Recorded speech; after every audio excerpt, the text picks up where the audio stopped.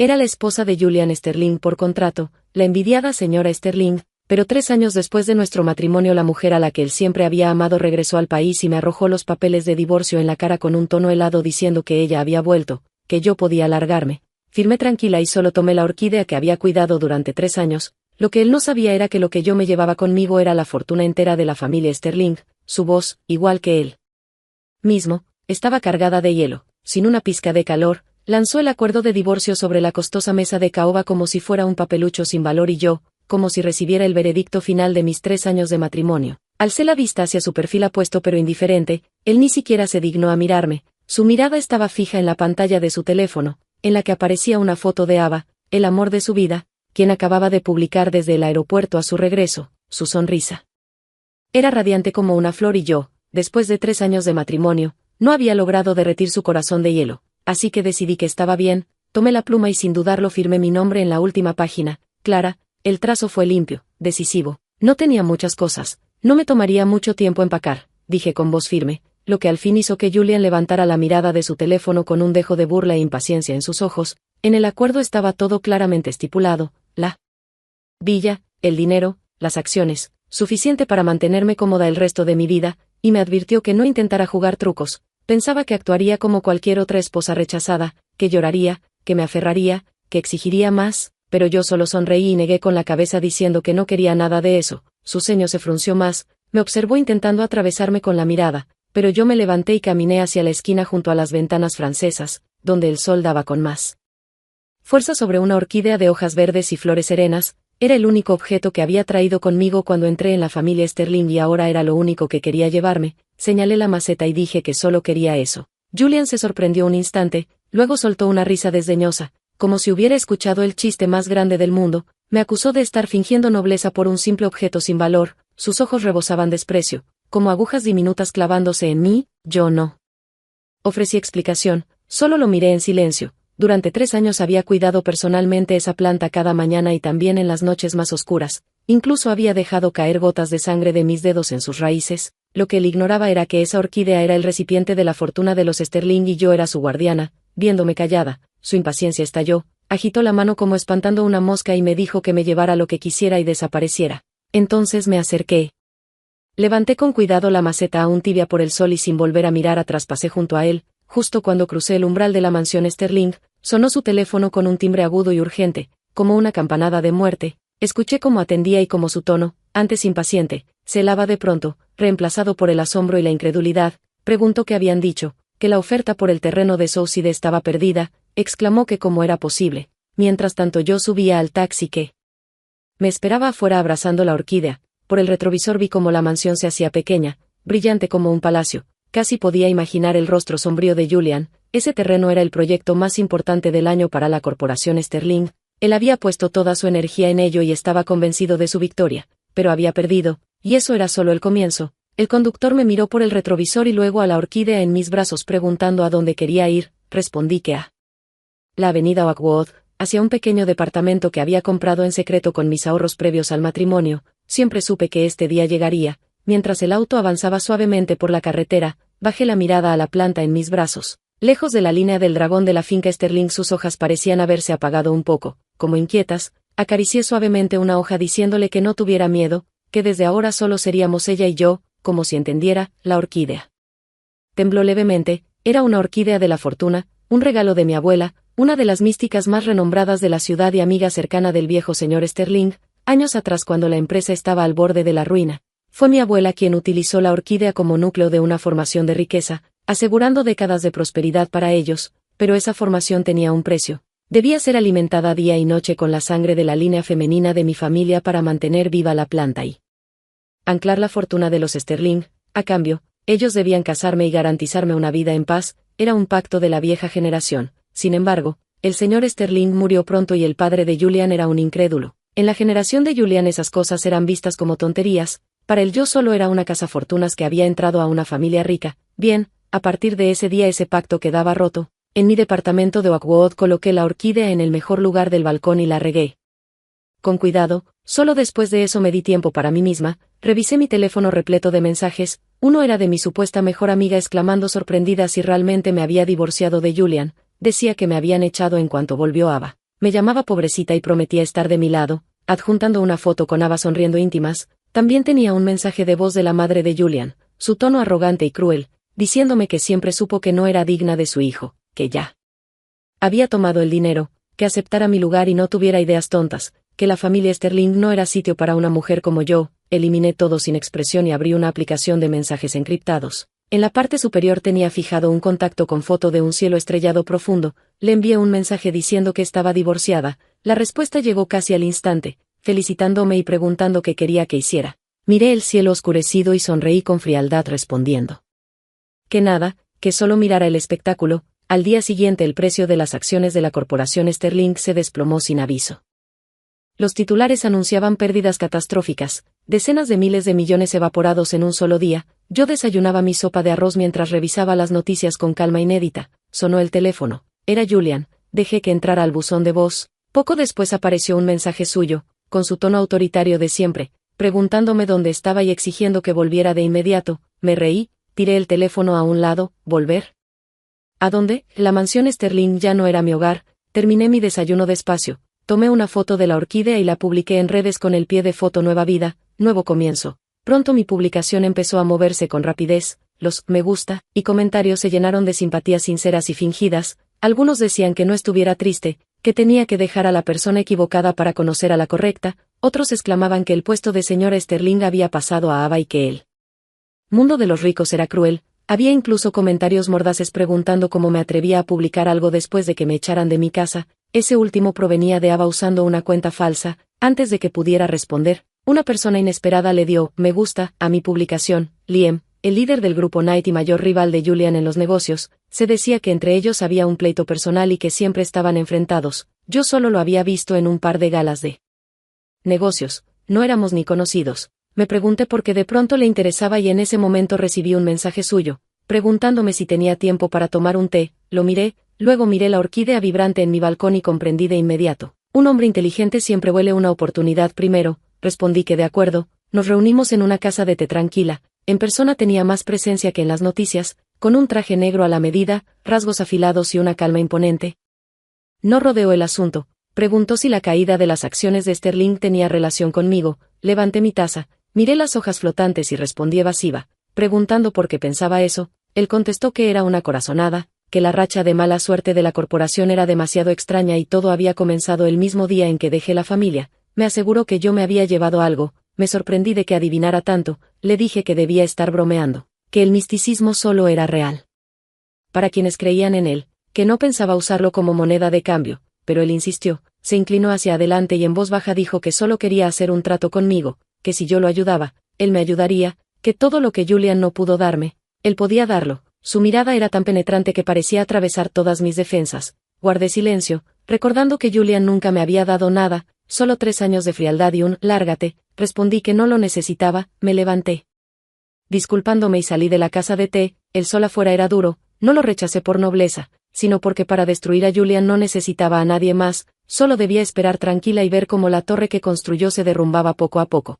En los días siguientes llegaron malas noticias una tras otra para la corporación Sterling. Un cliente extranjero de 10 años canceló repentinamente su contrato y firmó con Knight Group. Luego estalló un escándalo financiero y un alto ejecutivo fue detenido, provocando pánico en el mercado. Julian estaba desbordado. Supe que llevaba días viviendo en la oficina y que Ava, percibiendo la crisis, me llamó. Su voz empapada de falsa compasión me pidió que no castigara a la empresa, que había muchas familias que dependían de ese trabajo. Se puso en un pedestal moral, como si yo fuera la villana irracional. Yo quise reír. Le pregunté si estaba confundida, que lo que sucediera con la corporación no tenía nada que ver conmigo. Ella insistió con dureza, afirmando que desde mi partida nada había salido bien, que le había hecho a la compañía. Respondí tranquila que lo único que hice fue mover una planta, que acaso la base de la corporación era tan débil que no soportaba una orquídea. Del otro lado Ava guardó silencio y colgó con un insulto. Podía imaginarla furiosa. Ella había vivido una vida de lujos financiada por Julian. Ahora que su sostén se tambaleaba estaba más ansiosa que nadie. Poco después sonó mi timbre. Era Victoria, la madre de Julian, siempre altiva, jamás amable conmigo. Me sorprendió que se rebajara a visitarme. Abrí la puerta y la vi vestida con un traje caro que no ocultaba su agotamiento. Apenas me vio empezó a gritarme llamándome maldición, acusándome de arruinar a Julian. Yo me apoyé en el marco de la puerta, fría, y le dije que podía comer lo que quisiera pero no podía decir lo que se le antojara, que qué poder tenía yo para dañar al gran presidente Sterling. Furiosa me señaló temblando, me acusó de haber heredado los trucos baratos de mi abuela, a la que llamó charlatana, y exigió que devolviera de inmediato la fortuna familiar o se encargaría de que no pudiera sobrevivir en la ciudad, así que recordaba a mi abuela, la mujer que había salvado a toda su familia, pero en su boca era solo una impostora. Lo poco cálido que quedaba en mi corazón se volvió hielo. Le pedí que se marchara, que estaba cansada. Ella intentó sobornarme lanzando un cheque de 5 millones, lo recogí, lo miré y me reí, preguntándole si pretendía comprar a una mendiga. Lo rompí en pedazos frente a sus ojos recordándole que 3 años atrás su familia había suplicado en la puerta de mi abuela y que ese no era el precio entonces. Le ordené salir y cerré la puerta, escuchando sus maldiciones como ladridos lejanos, hasta que finalmente fue Julian mismo quien vino, en una noche de lluvia, sin paraguas, empapado hasta los huesos, su traje caro pegado a su cuerpo, sus ojos enrojecidos por las ojeras y el cansancio. Se quedó parado frente a mi edificio mirando fijamente mi balcón. Lo observé desde detrás de la cortina y volví a mis quehaceres. Si quería estar allí que lo hiciera. Encendí música tranquila y podé mi orquídea, cuyas hojas se volvían más verdes y brotaba con más fuerza en su nuevo hogar. Él seguía inmóvil como estatua bajo la tormenta hasta que el administrador me llamó discretamente para decirme que causaba molestias. Yo respondí que no lo conocía, que debía haberse equivocado. Colgué y cerré las cortinas, fuera de vista, fuera de mente, pero a la mañana siguiente cuando abrí para salir a correr, allí estaba, dormido apoyado en la pared, pálido. Al abrirse la puerta se sobresaltó. Sus ojos antes fríos y desdeñosos estaban ahora agotados y extraños. Me llamó con voz ronca. Yo intenté pasar de largo pero me sujetó la muñeca con una mano helada como la lluvia. Me dijo que necesitábamos hablar. Yo respondí que no había nada de qué hablar, pero él apretó más fuerte. Su mirada se desvió a mi balcón. Me ordenó devolverle la planta. Entonces me detuve. Lo miré con una sonrisa preguntándole si estaba rogando. Él no contestó, pero su silencio lo decía todo. El intocable Julian Sterling suplicando. Qué irónico, le dije de repente que estaba bien. Sus ojos se iluminaron por un instante, hasta que añadí, palabra por palabra, que debía arrodillarse y rogarme. El color desapareció de su rostro, sustituido por la furia. Con voz tensa me acusó de abusar. Yo le devolví la pregunta, si era abuso o consecuencia de sus actos. Le recordé cómo me trató como un objeto desechado, cómo me echó por haba sin culpa, que si quería la orquídea mostrara sinceridad, que si no, esperara recoger el cadáver de su corporación. Lo dejé atrás entre jadeos de rabia.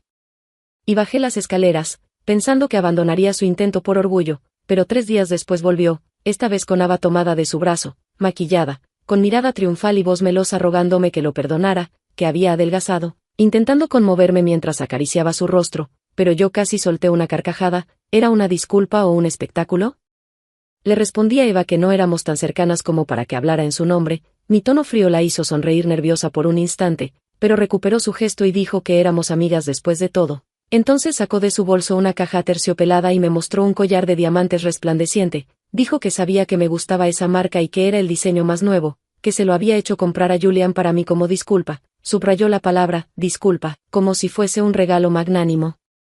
Yo miré el collar y luego a Julian. Él guardó silencio permitiendo que ella actuara. Ese era su gesto de sinceridad, dejar que la mujer que amaba me comprara con dinero. Absurdo, patético. Les pedí que se llevaran eso porque lo encontraba repugnante. El rostro de Eva se tensó y miró a Julian suplicante. Entonces él avanzó, tomó la caja y me la metió a la fuerza en la mano ordenándome dejar de hacer una escena, que aceptara el collar y devolviera la planta, que acabáramos con todo. Seguía sin entender nada. Pensaba que yo buscaba dinero, venganza o humillarlo, sin comprender que lo que protegía era más grande. Lo miré y de pronto sentí que todo era inútil. Arrojé la caja al suelo con fuerza. El collar se desarmó al golpear y esparcirse en piezas. Lo miré fijamente diciendo que era la última vez que lo repetía. Si quería la orquídea debía arrodillarse y suplicarme, de lo contrario que se largara. El aire quedó muerto. Eva ahogó un grito. Julian apretó los puños tan fuerte que los nudillos crujieron. Sus venas saltaron y sus ojos parecían devorarme. Tras un silencio insoportable solo alcanzó a escupir entre dientes que me arrepentiría, y se fue arrastrando a Eva. Yo supe que la negociación final había fallado, y su represalia no tardó. Mi recién abierta florería empezó a recibir visitas inesperadas de inspectores de bomberos, sanidad, impuestos. Todos hallaban defectos, llegaban multas y avisos de corrección. El negocio se desplomaba y mis empleados temían. Era su obra para obligarme a ceder, pero había calculado mal. Cerré la tienda, indemnizándolos con 3 meses de sueldo. Poco después Liam me llamó, preguntando si necesitaba ayuda. Respondí que no, que Julian no podría mantener esa presión por mucho tiempo. Él sonó intrigado diciendo que me notaba muy segura. Yo desvié la respuesta preguntando si la oferta de trato que me había hecho seguía en pie. Guardó silencio un segundo y luego aseguró que sí, entonces le pedí que difundiera un rumor, que el éxito repentino del grupo Knight se debía a que habían recibido la guía de un maestro que alteró su Feng Shui y cambió su fortuna. Liam entendió de inmediato. Yo quería que todos creyeran que el destino podía torcerse. Él rió diciendo que le gustaba la historia, que era un placer trabajar conmigo. El rumor se expandió como fuego.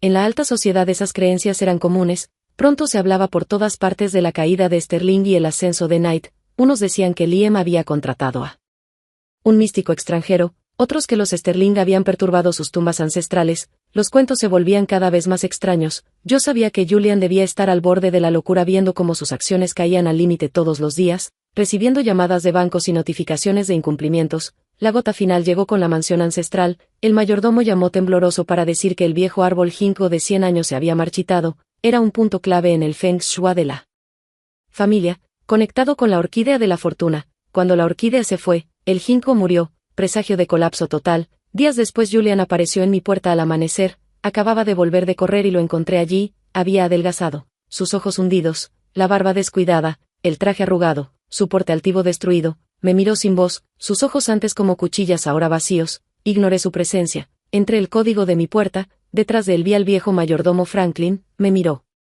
queriendo hablar, pero solo suspiró y me hizo una reverencia. Abrí la puerta y de pronto escuché un golpe seco detrás de mí. Me giré lentamente y vi a Julian, el intocable, de rodillas en el piso frío. El eco de sus rodillas contra el suelo era pesado. Tenía la cabeza gacha, los puños cerrados y los hombros temblando. Franklin quedó atónito. Quiso levantarlo, pero Julian lo apartó quedándose firme. El aire se congeló. Yo lo miré sin sentir nada. Incluso me pareció irónico. Si sabías que terminarías así, ¿por qué actuaste de esa forma? Él al fin habló con voz rasposa diciendo que se había equivocado, que me rogaba devolver la orquídea a la familia. Yo lo observé en silencio. La luz entraba por la ventana trazando una línea entre la sombra donde él estaba arrodillado y la claridad en la que yo me encontraba. Le pregunté si lo hacía por sí mismo o por la familia. Levantó la cabeza con ojos llenos de dolor y arrepentimiento diciendo que por ambos. Esa palabra, arrepentimiento, me sonó barata. ¿Dónde estaba cuando yo sostenía un matrimonio sin amor? Cuando me cortaba los dedos para alimentar a la planta, cuando su madre me humillaba y Ava me provocaba. Ahora que lo perdió todo venía a hablarme de arrepentimiento. Le respondí mirándolo fijo que ya era tarde, que no existía medicina para el arrepentimiento, que no esperara que reconstruyera lo que él mismo había destruido, que no le devolvería la orquídea porque ahora me respondía a mí. Cerré la puerta y lo dejé fuera, escuchando quizá un gemido ahogado, pero ya no me importaba. Pensé que allí terminaría todo, que Julian, tras arrodillarse y perder su dignidad, aceptaría el derrumbe de la familia Sterling, pero no contaba con la locura de Ava. Esa misma tarde yo leía tranquila en mi departamento cuando el timbre empezó a sonar sin parar. Miré por la mirilla y la vi desgreñada, con los ojos rojos, golpeando la puerta y gritando como una posesa, insultándome, exigiendo que le devolviera a su Julian. Fruncí el ceño y la ignoré. Siguió chillando con palabras asquerosas. Hasta que los vecinos comenzaron a salir de sus departamentos curiosos, me puse los audífonos y volví a mi lectura. Al cabo de media hora hubo silencio. Pensé que se había ido, pero apenas me quité los audífonos sentí un fuerte olor a quemado entrando por la rendija de la puerta. Corrí y descubrí que Ava había rociado gasolina y prendido fuego. Las llamas rugían, el humo espeso me envolvía y apenas podía respirar. Mi instinto fue correr al balcón y tomar la orquídea. Incluso si moría, quería tenerla conmigo. Me cubrí nariz y boca con una toalla mojada y tanteé el camino hacia una ventana, pero vivía en el piso 18, no había salida. El humo me vencía, mi conciencia se desvanecía. De pronto la puerta fue derribada con violencia y una figura atravesó el fuego. Era Julian, chamuscado, con el rostro tiznado y el traje hecho jirones. Sus ojos se clavaron en la maceta de mis brazos. Corrió y la arrebató. Solo después me miró, gritó mi nombre y sin mirarme de nuevo salió corriendo. Con la planta, en ese instante mi corazón se apagó. Comprendí que no había entrado por mí sino por la orquídea, que para él valía menos que un objeto. Cerré los ojos resignada a morir, pero entonces otra figura irrumpió. Era Liam. Se quitó el saco, me envolvió por completo y me levantó con firmeza. Me dijo que no tuviera miedo, que me sacaría de allí. Su voz fuerte me devolvió un destello de vida. Alcancé a verlo cargarme mientras cruzábamos junto a Julian que huía con la maceta. Sus miradas se encontraron, una desesperada y egoísta, la otra calmada y resuelta. Julian vaciló un segundo al verme en brazos de Liam, pero apretó la orquídea contra su pecho y corrió sin mirar atrás. Mi corazón quedó muerto. Desperté en un hospital con Liam a mi lado. Me dio agua tibia y preguntó cómo me sentía. Apenas pude agradecer. Él respondió que debía darme las gracias a mí. que si no hubiera llegado en ese momento el desenlace habría sido inimaginable, me contó que había sospechado y vino a verme. Que vio a Ava encender el fuego, que llamó a la policía y entró sin pensar en su vida. Ava estaba arrestada, acusada de incendio y homicidio en grado de tentativa, pasaría el resto de sus días en prisión. Yo asentí sin sentir lástima, lo merecía. En ese momento se abrió la puerta, Julian entró con ropa limpia pero el rostro devastado, sin la orquídea. Sus ojos cayeron sobre mí y luego sobre Liam, su expresión destilaba veneno. Ordenó a Liam salir para hablar conmigo, pero Liam me miró esperando. Mi respuesta, negué con la cabeza y él comprendió. Se plantó frente a Julian recordándole que yo ya no quería verlo. Julian estalló diciendo que eso era entre nosotros. Liam replicó que ahora le concernía también. Ambos se encararon. La tensión era asfixiante. Al fin yo hablé, con voz débil pero clara, preguntándole qué hacía allí. Él me miró y escupió que la orquídea era falsa. Me quedé atónita. Gritó que la había llevado a tasar y resultaba ser común y corriente, que lo había engañado todo. Este tiempo, sus ojos ardían de furia y desesperación. Yo lo observé y de pronto solté una carcajada hasta llorar. La gran joya por la que arriesgó su vida no era nada, el salvavidas al que se aferró no existía. Le respondí fría que siempre estuvo ciego, que la verdadera orquídea de la fortuna no era la planta, era yo, mi sangre, mi destino, lo que había nutrido a su familia 3 años, que la mujer que despreció no era su esposa, era la última esperanza de los Sterling. Lo miré temblar, como fulminado, pálido, incapaz de decir palabra. Le repetí que creyera lo que quisiera, que ya no quería verlo. Pedí que se fuera. Liam hizo un gesto y los guardias lo sacaron aturdido. La habitación volvió a quedar en calma. Días después la corporación Sterling se declaró en bancarrota mientras caía la primera gran nevada. Yo miraba desde mi ventana la ciudad blanca. En mi balcón la orquídea había florecido de nuevo, tranquila, elegante, y entendí que nunca fue mágica. Era solo una planta común.